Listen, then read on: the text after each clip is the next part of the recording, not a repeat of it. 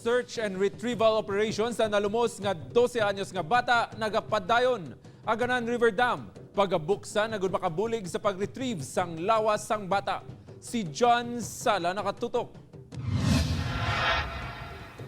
Halin sa Biyernes hasta subong wala sa gihapon makita ang lawas ang 12 anyos nga si Modesto Retrieval III, isa sa mag-utod nga nalumos sa suba sa barangay Talongadyan, Santa Barbara. Suno sa Santa Barbara Municipal Risk Reduction and Management Office, magamay na lang ang tsansa nga buhi pa ang bata. Apang padayon nila ginasuyod ang mga lugar kung sa diin posible ginanod ang bata lakip ng kaingod nga banwasang pavia.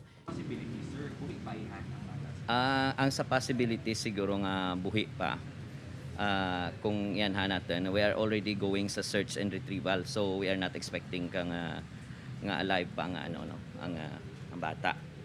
Pero hindi man natin ma-discount nga it could be possible.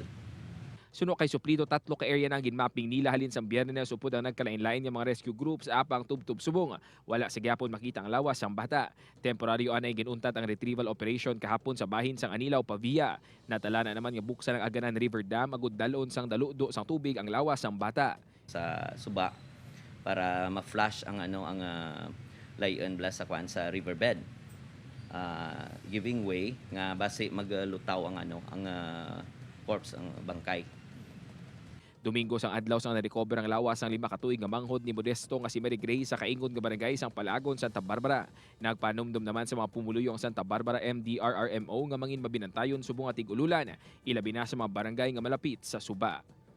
Upod kay Cirilo Rinduque, John Sala, 1 Western Visayas.